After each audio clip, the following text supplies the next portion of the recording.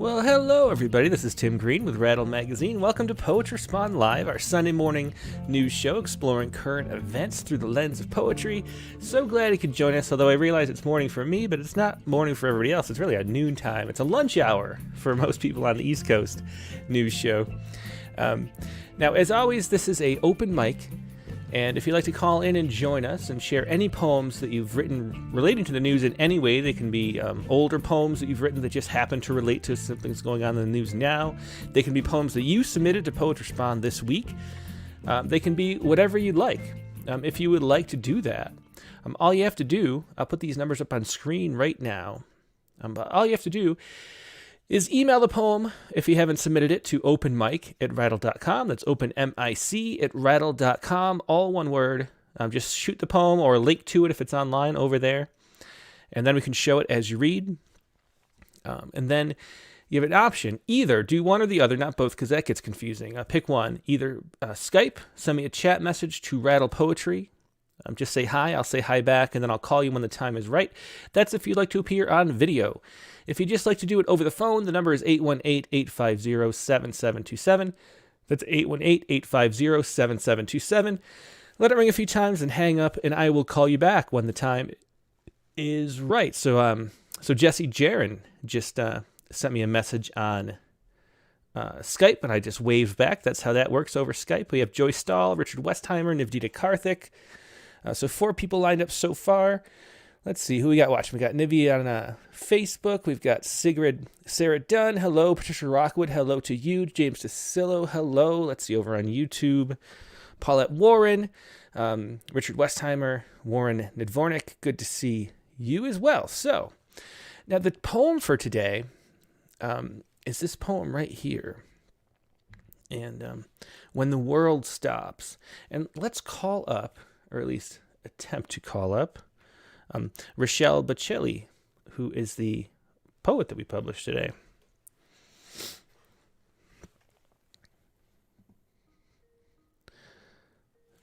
And the poem was When the World Stops Here, about the recent shootings in Colorado.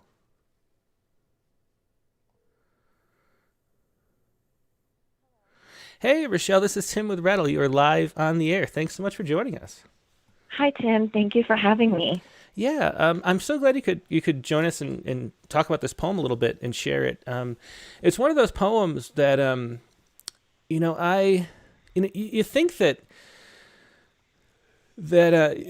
a subject is tapped, like there's so many poems about shootings, but then every once in a while another one comes along. It was the same thing after 9/11. I remember thinking like, oh, we'll never get another 9/11 poem because we've covered it from every angle, and then another one comes and kind of hits you in the gut when you don't expect it or something, and that was one of these poems. It just was so moving in the way it was written. Do you want to just talk a little bit about what inspired it? Really just being outside with my son usually inspires a lot of my poems. And for this particular one, we noticed the hawk flying above and it looked, as though it was circling the moon. And my son was excited, saying his word for airplane and then moon. And it was just such a powerful image to me. I felt that it needed to belong in one of my poems. So I just started writing that day and letting things flow. And then I took a couple of breaks and I was reading more about the shooting and, reading about specific people there, things that they said, and just the ordinary moment of that, the grocery shopping, just the specific people that they mentioned. It really just had an effect on me. A newlywed couple, I remember they were there getting things for dinner, and I just felt I wanted to give this poem a deeper and broader meaning. So being that I do think quite often about the things that go on and others' everyday small moments or while I'm in mine, I really couldn't help but to try and attempt to connect this poem to this event. So, that's really what this poem was about for me and what inspired it. So. Yeah, and you talk about the subconscious a lot in this poem. That's kind of what the poem is really about. It reminds me of, it's almost cliche now, but in the Star Wars, there's a disturbance in the Force or something like that. Like there is some kind of force. And congratulations on your forthcoming baby Oh, too. thank you. But you Thank mentioned too, you. like having the sense that it's going to be a daughter, Mhm. and Right. somehow that we know things that we don't know we know, and that's kind of what Yes. poetry is about, bringing about. Like, what do you think of that? Like, where do you think that knowledge comes from? Yeah, I mean, I'm really glad you pointed that out because that's sort of why did include that and mention the subconscious because I agree. I feel like we get this sense, and especially as poets, we notice. I feel like so much more than maybe most people, or I don't know, and even just if you're not a poet, you get a sense and you have intuition, and I don't know where that comes from, but I do believe in it, and yeah, it's just that was something that I sort of wanted to connect in there too. So I'm really glad that you mentioned that. Mm. Yeah, yeah, it's almost like there's a radio station for consciousness that we're a little bit Mhm. more tuned. Or that's not. It's not that we're more tuned into it, but it's what we do. It's sort of the medium we work in. Is sort of tuning and listening to that invisible, Definitely. silent thing, that mystery force, whatever it Right. is. Um, yeah, so it was just a beautiful way to put all of these ideas and feelings together. And a couple of Thank people you. already emailed me this morning. Danny Mask was one of them. He mentioned that he read it to his wife, and they both cried after reading it. Oh And a my bunch of gosh. people, bunch of people mentioned that on emails that I got. I haven't looked at the social media Uh-huh. response, but I've gotten a lot of Uh, messages like that. Just a really touching poem. Do you want to go ahead and read it? yeah, yes, I'd love to. Let me get Okay. that. Okay. When the world stops. A hawk circles the moon. Late March, the sky is still bright enough to play in the yard. My son has stopped running to point out what he thinks is an airplane, and what he knows is the moon. What is it that this bird of prey knows? It can't be me, my second child, unborn and everything. My blood, my voice sounds muffled to her. And I don't actually have proof it's a her, but it's what subconscious told me to say. In the meat department, a grocery store clerk lays out the rows and rows of flesh, red and like bellies, and you realize violence is all over the place. Something has fallen on the floor, or a bullet enters another man. What am I doing? I ask myself as my son lands on his chin. His cries feel eternal, a sound almost distant, the sound that sirens make when the world stops to move away or pray, and the blue columbine, not hearing any of it, shivers. Yeah, it's a beautiful poem. That was "When the Thank World you. Stops" by Richelle Mm-hmm. Buccelli. Am I saying that right? Yes, you are actually. Yes, thank Okay. you. Yeah. Well, thanks so much for joining us and sharing that poem. Just beautiful, and glad we could publish it today. Oh, thank you so much for having me. Thank you again. Yeah, my pleasure. Have a good rest of your day. You too, Tim. Bye. Bye. Yes, that was Richelle Buccelli with "When the World Stops." And I thought we would share another poem before we get into the open lines. It's been a week. I mean, not a week. It seemed kind of like a week, maybe. It's been a year since the coronavirus came out. And last year, on this day, March 28th, 2020, was, I thought, one of the best poems that we had on the coronavirus. There were a whole bunch of amazing poems. Um, but this just kind of throw us back a year ago where we were. This is Francesca Bell with "Love in the Time of COVID-19." So we'll listen to this one really quick, and then we'll move on to the open lines. But enjoy this. It's a really good poem here. Here we go. Love in the time of COVID-19. For my husband, 21 years my senior. There are so many times I could have killed you. After 28 years of marriage, the only contact sport I've ever stuck with, I found myself crying this morning after a trip outside, singing "Happy Birthday" 3 times through, just to be sure, scrubbing despite the sting of my split skin, as I've loved you through even the rub of the raw years.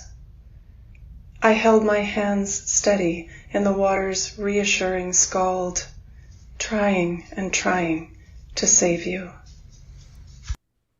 And that was Francesca Bell reading her poem, Love in the Time of COVID-19. And of that, just to explain, she says, I wrote this poem after reading an article about how in Italy, doctors no longer intubate anyone over the age of 60. The United States hasn't yet reached that point, but we seem far likelier to achieve the catastrophe of Italy than we do to arrive at the calm of South Korea. So it got me thinking about my 74-year-old husband. I make the groceries last as long as possible, but after going out today, I had to wonder if I'd carried a death sentence home to that beloved, maddening man, is what she says. And then just that image of, holding your hands in the water, trying to save you, is one of the really simple, powerful images that stuck with me through the pandemic from one of the poems we published. So I thought we'd share that today, and I think just appreciate how far we've come, maybe after a year, and how it doesn't feel quite so frightening finally as it did that first month last year. So let's go to the open lines, and I'm going to let you know. I'll do. Who will we do first? We'll call up Patricia Rockwood first. So then we'll do Jesse Jaron. I haven't mentioned yet, if I'm calling you, make sure you shut off your stream in the background. So if you're watching on YouTube or Facebook or Periscope or Twitter right now, when the phone rings and I call you and it's me, just X out of that or mute it at least, so that you don't get confused, because there's an echo, or not an echo, a delay of like 30 seconds. So you'll be confused because it'll be like I'm calling from the future and I'm talking here and I'm talking on the phone too, and what's going on. So make sure you do that, because then otherwise it makes the conversation difficult. So let's go on to that first poet. Let's call it Patricia Rockwood. Then we'll call up Jesse Jaron. Then we'll do Nivedita and Richard and Joey Stahl. We have a 412 number that. Oh wait, no, that was who we just talked to. Never mind. So yeah, we'll call up a bunch of people and see what we got. But her first, Patricia Rockwood.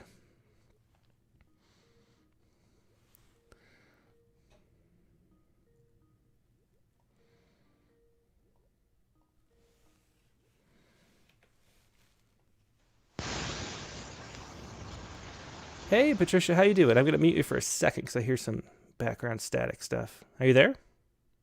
Yeah. Hello. Well, great to hear you. And how are you doing today? Hi, I'm good, thanks. Let's see, I think I turned oh no, there it is.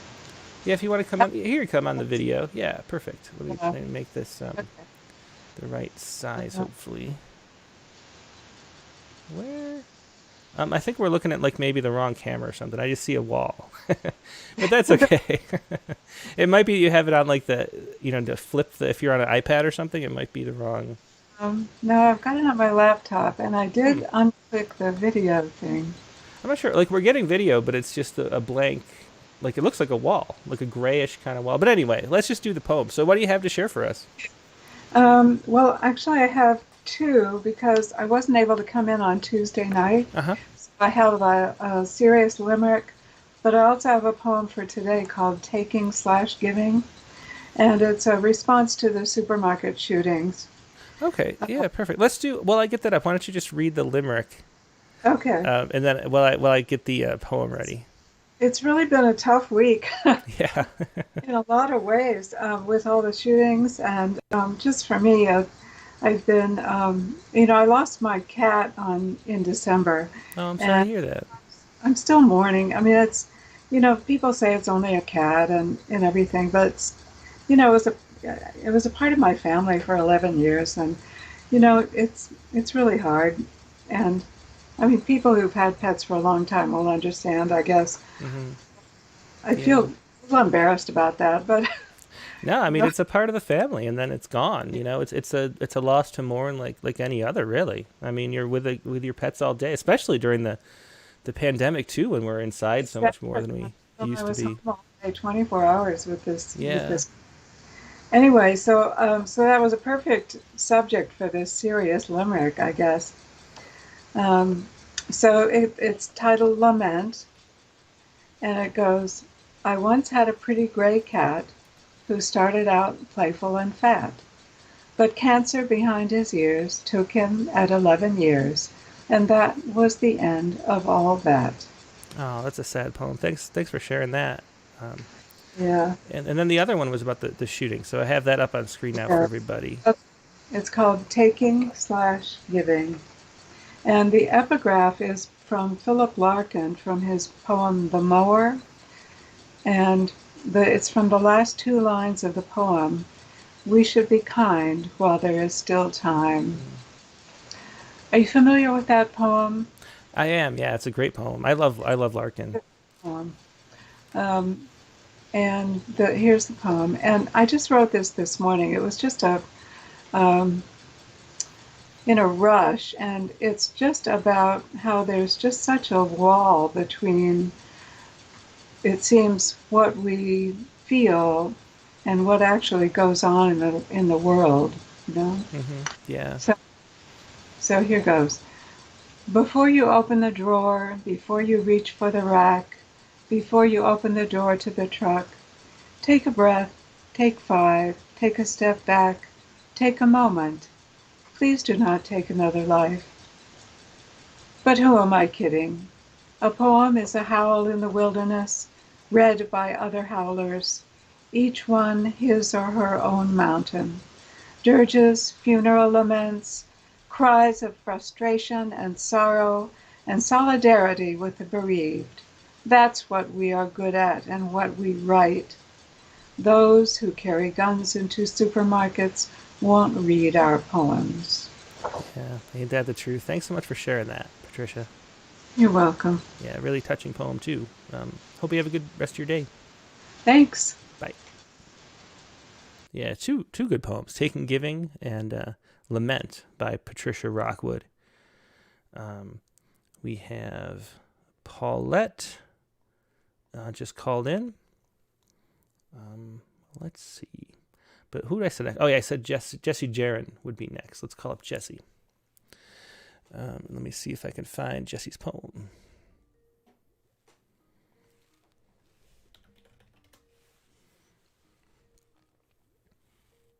Yeah, Don't Tell Us Sorry.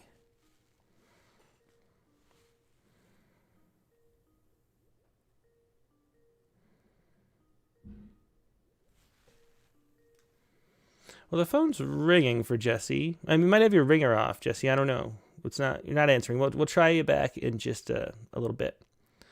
Because it rang a bunch of times, so it was connected. Let's do Richard Westheimer next.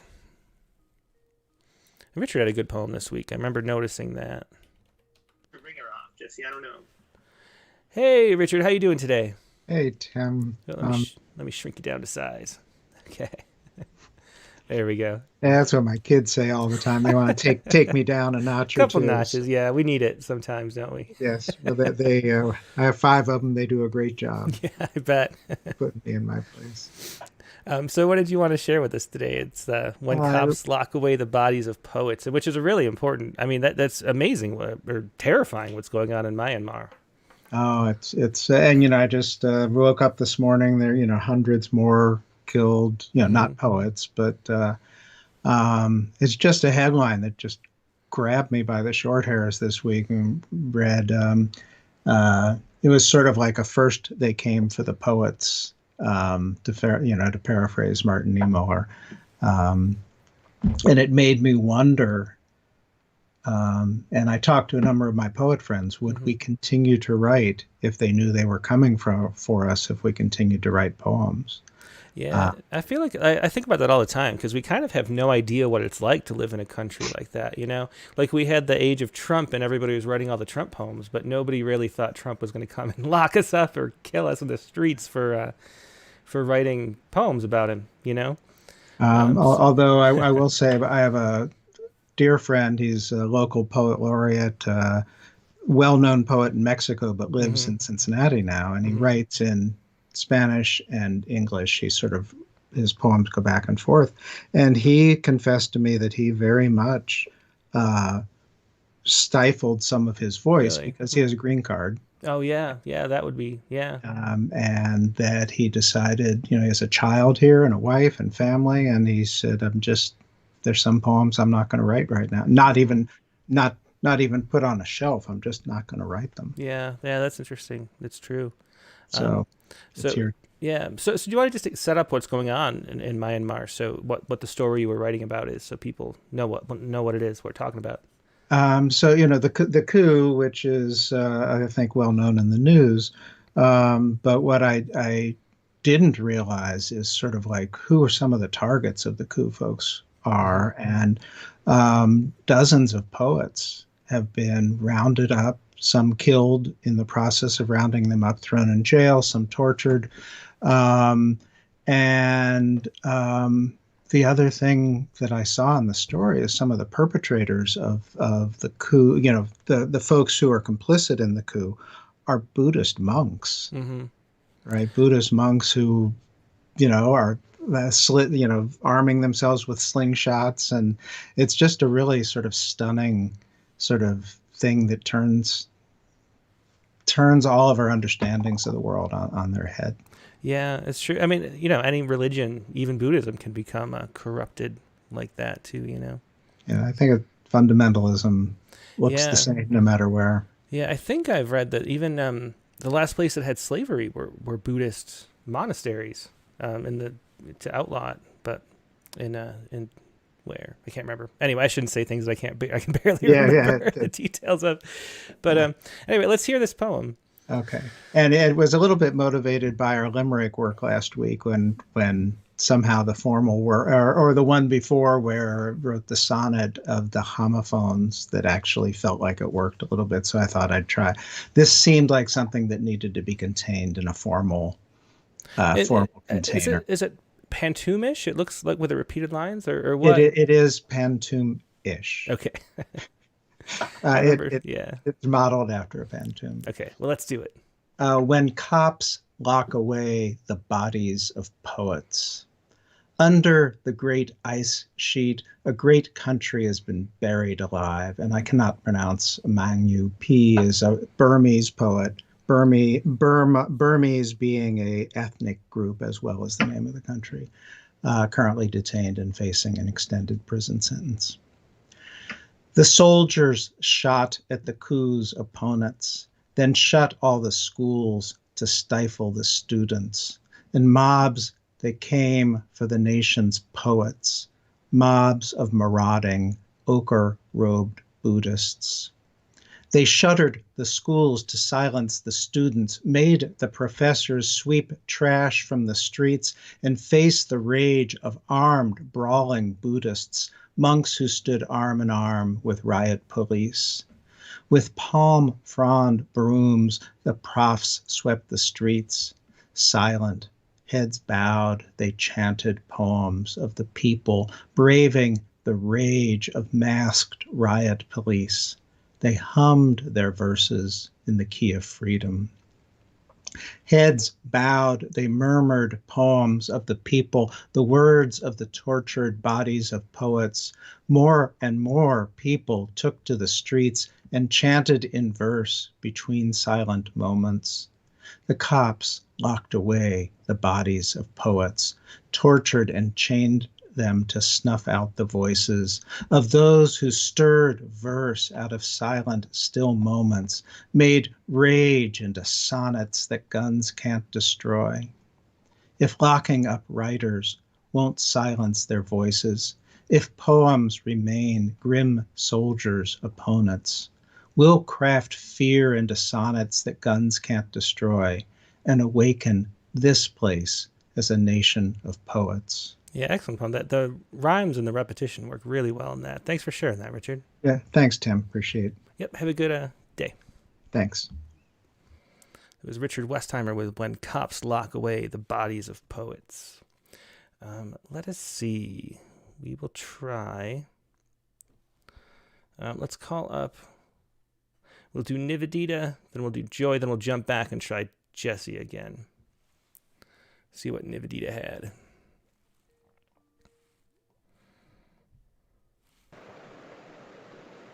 Hello? Hey, Nivedita, how are you doing today?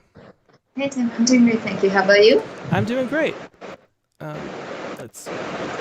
So, there's a lot of background wind or something. Is it windy? Just 1 second. Okay. I'll quiet it a little bit while we fix that. Yeah, that's a lot better. Now we can hear. Yeah. Okay. Okay, because it's summer here now and it's like literally 35 degrees Celsius, 36 degrees Celsius. So I had the AC going, so I just turned it off. Gotcha. Well, we'll be quick so you can cool yourself off again. No worries. So, what was the story that you wrote about today? I have let's see. Oh, squirrel caught stealing Amazon parcels from doorstep. Another great. We're gonna have another good video. Yes, there is a video. I'll let the commercial run as you set it up. But so what's it about? So apparently there's this woman in Chicago sitting out on the front steps of a building, and then she saw somebody leave a delivery on the opposite flat steps, and then as she was seeing, a squirrel came running down, picked up the parcel, and went up the pipe with it onto the roof. Mm-hmm. And apparently this woman's tortillas was stolen a couple of days back, and she feels it was the same squirrel that probably stole her tortillas also. And she's like, they should really check the gap between the pipe and the roof to see how many more items this thief has stolen. So it was just really funny. Well, there's a 15-second video here. I'll put it on and let everybody watch it. Squirrel. Is this the one squirrel takes off with cop's donut? No, it's below that. It's below that. That's, yes. Well, this is a funny one too. Let's see. Yeah. Oh, here it is. Okay. Let's do this one. We got a little music. I think this sounds like it might be copyrighted music. I think I won't play it. I have no clue. I think it was on TikTok or something. Yeah. That's kind of funny with the music. Let's see. Oh my gosh, look at him go. With the parcel that's clearly bigger than him.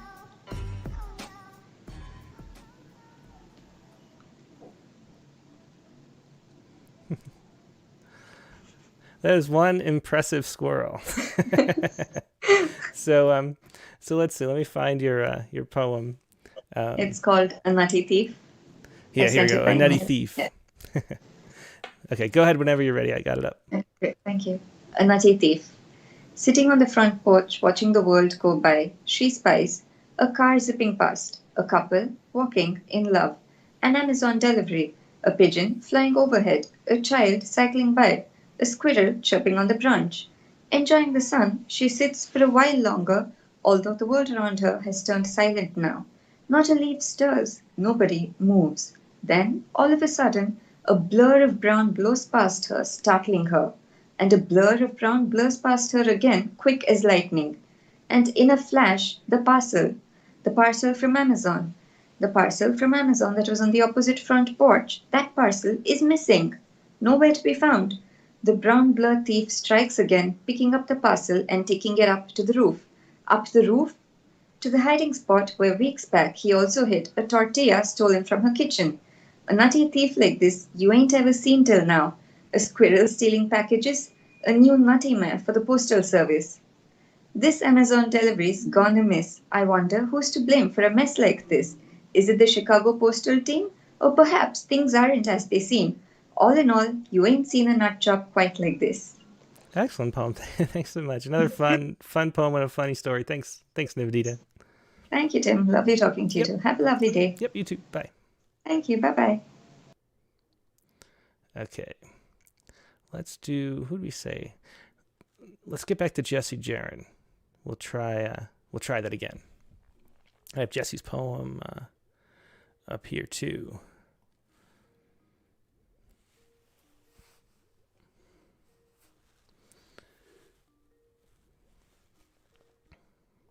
So the phone's ringing for Jessie again. She's chatted with me. Oh, wait, here you come. I think. Jessie, you there? Jessie? I hear something. I think, oh, you're on mute. Push the mute button. Oh, here you go. Yeah, hello. Oh, no, now you're muted again. Unmute. Push it one more time. I'm so sorry. I'm not used to Skype. Please forgive me. No, it's okay. Thanks so much for joining us. Let me get this. Let me get you on the screen here too. 1 second as I get this the right size. I just want to say thank you. I never knew that this was a thing, and so it's so nice. I actually formed a small community virtually, and I have a little workshop, and just having that community is so important. And so I'll definitely let everybody know to come here, because it's just nice to talk about poems during this time, especially, you know, an entire year into the pandemic. Yeah, it is. We've been doing this for a year now. I mean, it started a year ago. We had just so many submissions for Poetry Spawn because of the pandemic. We were getting over 1,000 a month or a week, and so I wanted to be able to share more poems. Oops, I think you just flipped it. There you go. It's okay. It's okay. Yeah, but so we had so many poems. I just, we could publish a couple, but I wanted to be able to share more than just that. And it's just so fun to be able to, because these poems, matter more in the moment. Right. And it's nice to have a place to share more of them. So, and it's always been, when I read the submissions, it's so interesting to me to go through and look at all the different stories people are highlighting and noticing, and just the poetic takes on them. So it's so fun to be able to share this in a broader way. But so what was the story that you were writing about? So this was in reference to, I think, more of a week ago now, or over a week ago. I mean, March 16th, the Atlanta spa shootings, specifically. And I realized that it was a little bit like not late in the time frame, but just that when I sent the poem, it was a little bit obviously like a week after. But I did it anyway. And I kind of put in my like submission that I realized that it was a little bit late, but sometimes things, especially when, and not even if you're part of a specific community, but just in general, like close to it. Digesting is such a different process, and it looks different for everybody. I think grief, and I also realized the reality that a lot of people would be writing about this anyway, and that's just really, I mean, the entire Poetry Spawn. I'm sure you receive. That was the main topic, and I should say for everybody who's sort of wondering. The rule is just a week after, not necessarily the event, but like news stories about it. So there's plenty of, because it's still current. We're still processing and learning more information about what happened, and so as long as it's like in the news, then you kind of have a week to write a poem and submit it. So then they could be like 2 or 3 weeks old, even the way it works out. So it wasn't late at all. Right. Oh, cool. Thank you for letting me know that. Then I didn't either. But yeah, and so I realized that, and it's funny because I wrote the poem and I knew that I was alluding a little bit to like the reality of being like an Asian American woman. Well, I'm half, but also I didn't have like the dedication yet. And so I knew where it was coming from. I knew what this was in response to. And I had never really like dedicated a poem to like a specific person or people outside of course, like my family. So like maybe my father.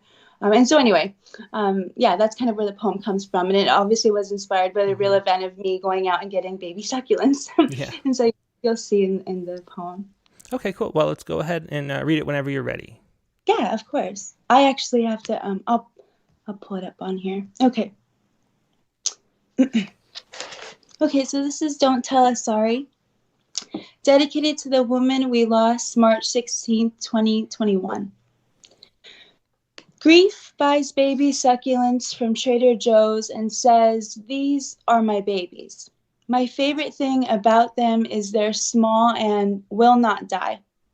Grief sings me a song about stars, tells me everyone knows they're already dead, but what's the point of knowing when we're still so alive? We are still alive. At the market today, I see another woman. Similar eyes as me stare at the same succulents.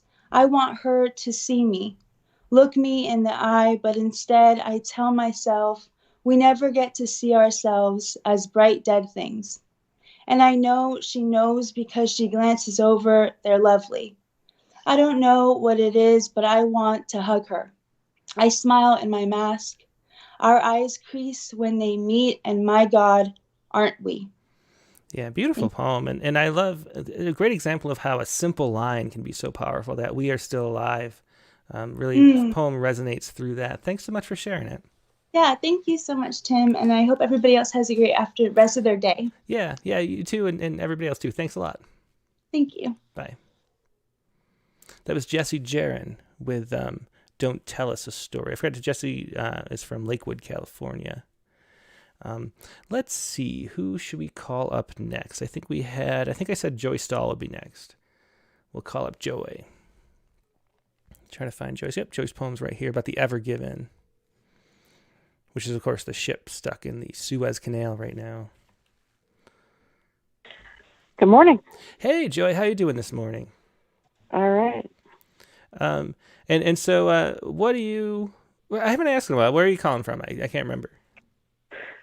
Southwestern Kansas. Ah, that's right. Okay. And what was your poem about?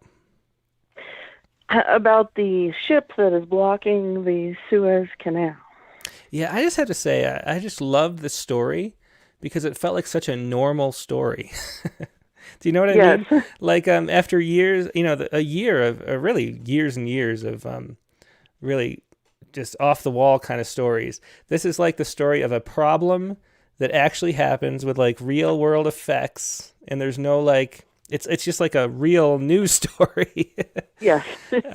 Without like it all being about politics 24/7 or something. That felt like how the world used to be before we became maybe social media obsessed or something. But it's just a good old fashioned important news story. Yes, exactly.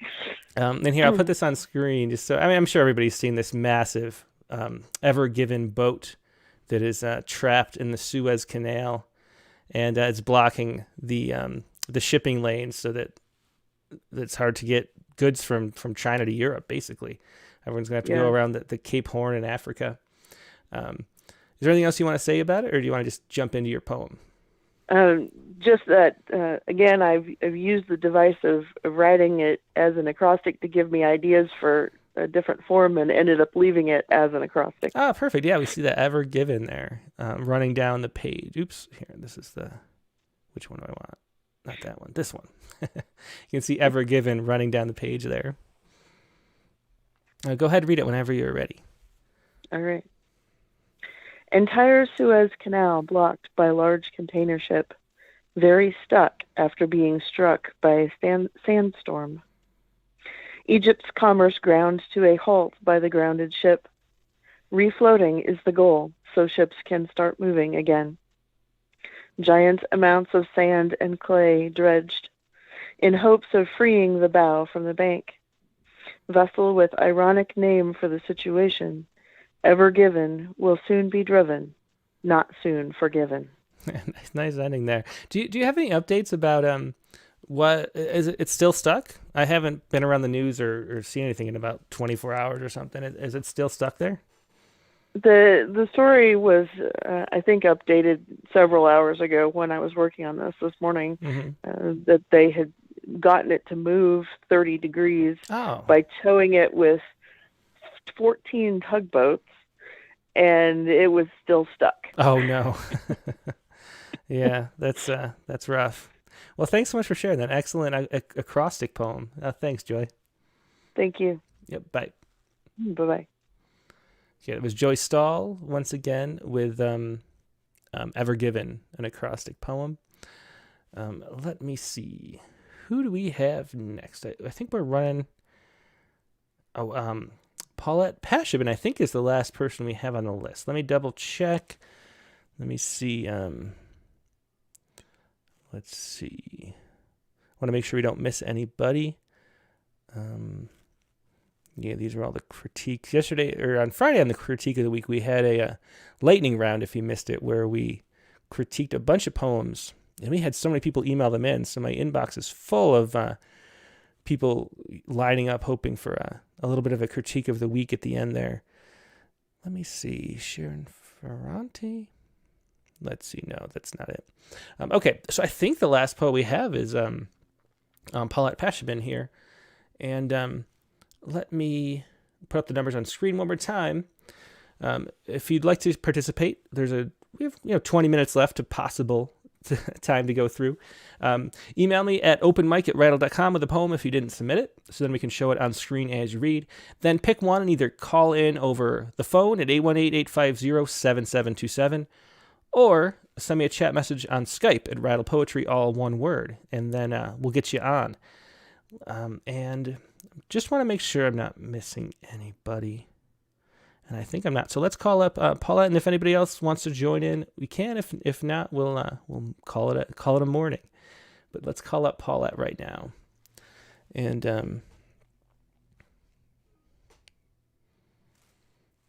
let's see. Hey, Paulette, how you doing this morning? I'm doing great, Tim. How are you doing? I'm doing great. Let me find your poem. Did you submit it or email it? You submitted it. I see it here. I submitted it, and it's untitled, and it says rattle.com challenge March at the top of it. This was the limerick thing. Oh, for the limerick thing. Okay, let me see. Yeah, and I tried to do this last Tuesday, but I was having a lot of problems with the feed. Every Tuesday session, for some reason, I'm so far behind. I keep buffering. So I think it just must be, I'm way up north and I'm in, a rural area, the bandwidth. It must be Tuesday night must be everybody is up here on they're watching like Dancing with the Stars or something. Yeah. Yeah, exactly. Yeah.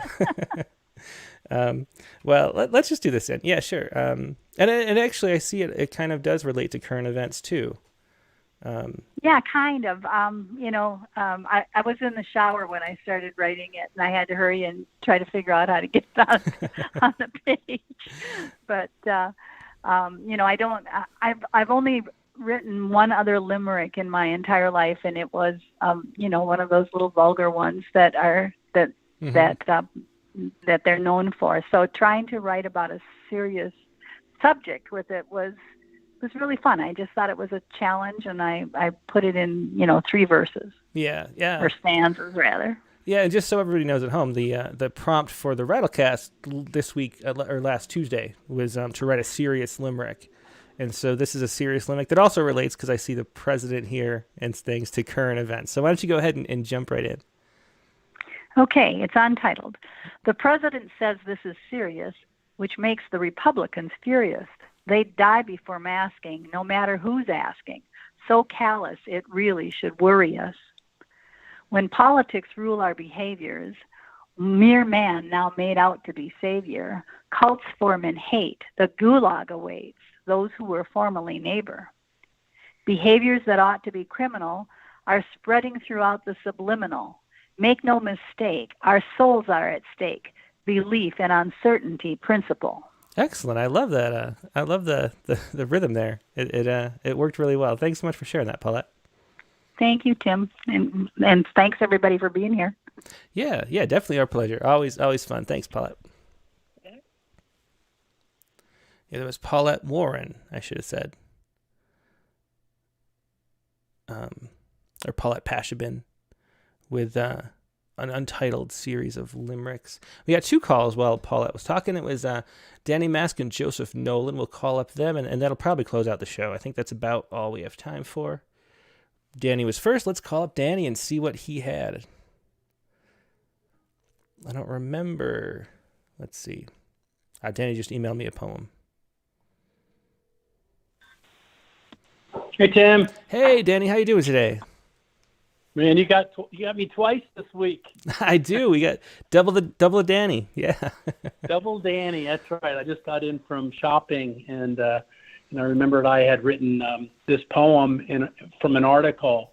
It was about, believe it or not, about how women feel about men looking at them, but it's okay for good-looking men to look at them, but not old men. Interesting. So what you're saying is that you can look, but I can't, right, Danny? You can look, not me. I'm old. Okay. Okay. Well, let's hear a request to women with cleavage. Yeah. That's right. When the wrong men, the old and the ugly, are caught beholding your breathtaking breasts through the thicket of a scrub pine forest with googling eyes, which they are born to do, when the landscape joins the heavens and the biology and magic craves an audience and makes a devil's bargain with the universe so the dead can align with the modern living and reality becomes simple alchemy. Allow these untouchables to rejoice in what is greater than themselves. Well, thanks for sharing that, Jenny. I am not going to touch that anymore because I don't want to get in trouble. But thank you for sharing. Well, I'm brave of me to do it, huh? Yeah, for sure. Have a good one, Danny. Thanks, buddy. Yep, Yeah. bye. Okay, and then let's call up Joseph Nolan to close out the show, I believe. Although, I mean, that was quick. We might have time for one more if one more person wants to call in. But let's do Joseph Nolan. I think Joseph just emailed me his poem, too. Yeah, he did. This is at Supermarket in Boulder. Good morning. Good morning, Joseph. How you doing today? Pretty good. How are you? I'm doing great. And what do you have for us? At a supermarket in Boulder. Anything you want to say about it before you read? Well, it focuses on the issue of evil in terms of determination to cause death. Mm-hmm. That goes on and never stops, despite being aware of what he's doing. He sees the consequences of his shooting. He keeps going and going and going. That kind of thing. Yeah, for sure. Well, let's hear it. Go ahead whenever you are ready. I'll put it up for everybody. Okay. At a supermarket in Boulder, he kept shooting, undeterred by what his shots had wrought. He shot with eyes open and saw which way his shots went. He kept on shooting, shooting and shooting. He watched all the bodies fall. He heard the screams, saw the blood and all, and surely felt the pain from his bullets spraying like rain in a hurricane. And he kept on shooting, shooting, and shooting. Aware enough to strip himself naked before submitting to arrest, to not give the cops any claim to return fire. Excellent poem. Thanks so much for sharing that, Joseph. And I love the way you read, too. A lot of gravitas in that. Thanks, Joseph. Thanks, Tim. Yep, have a good one. Bye-bye now. Yep, bye. This is Joseph Nolan with At a Supermarket in Boulder. And I think it is time for our haiku of the day in that case. And let me move this over here. This is my haiku. And the story that caught my eye in the science news this week was this was from the American Geophysical Union, their publication. I can't remember the name off the top of my head. But here's, I'll put this on screen. And let me get this down. There we go. So, warm temperatures tripled Arctic lightning strikes over the past decade. And so they looked at, they used these satellite monitors to look at lightning strikes higher than 65 degrees north latitude. So up in the Siberia, northern Canada, and the North Pole. And what they found is this incredible increase. Really shocking to see an increase like this from 20,000 to 150,000 lightning strikes over the course of 10 years. And if you smooth it out, it's still a threefold increase. They went from 0.2% of all global lightning strikes being that far north to 0.6%. So a threefold increase. And it's just really, anytime you see that large a change in nature, it is very, very startling. And they checked to see if it was just the monitoring was part of an issue. The one thing I wondered, I read this article, and I was hoping to see it broken out with outliers thrown out, because something that's going on in the Arctic, which is a combination of warming and also solar electrodynamics affecting the jet streams, is that there's these much more a weaker polar vortex. So we talk about these polar vortexes bringing cold events because the polar vortex is weaker. And since it's weaker, it allows for more stationary Rossby waves and things like that change the weather all over the place. And one of the things it does, though, is it allows weather systems to get up into the Arctic more frequently. And I wonder if you threw out those sort of outliers, the big storms that generate a bunch of lightning, I wonder if there'd still be a trend or not. And I read the article and could not find it. But anyway, this is the haiku today based on this interesting article. I mean, anytime you see a change like that in the climate, it's really incredible. So anyway, that was an interesting story. And here is the haiku. Talk about climate change at the North Pole, lightning rod. talk about climate change at the North Pole, lightning rod. That is today's Saiku to close out the show. Always fun to share a science story, as I like science a lot. And I like haiku too, so it's a nice combination, a good quick way to participate myself. Hope you enjoyed that. Now, as always, we have the Rattlecast coming up, and this week's guest on the Rattlecast is going to be Denise Duhamel, one of my all-time favorite poets, one of the most creative and prolific poets who's been writing in the last 3 decades, really. Started in the late 90s, just publishing amazing, interesting work. A lot of humor, a lot of wisdom in what she writes, and a lot of pop culture. And this new book, Second Story, from Pitt Press, just came out. It's hot off the press. I don't even know if the official release date is yet, but it's available now. I have a copy right here, Second Story by Denise Duhamel. That is going to be the poet on Rattlecast number 86 on Tuesday, March 30th. And the prompt for this week was to write a poem about exploring, I should say, what it would be like to be someone else. That's the prompt for the open mic after we talk to Denise, is to write a poem exploring what it would be like to be someone else. So put yourself in someone else's shoes, and that's the prompt for this week. But of course, you can always share anything you'd like on the Rattlecast open lines. The first hour, we'll be talking to Denise and sharing poems from her new book, Second Story, but then the second hour is always open line. So join us for that. Hope you have a good rest of your Sunday, and I hope to see you on Tuesday at 9 p.m. Eastern Time. See you then. Goodbye.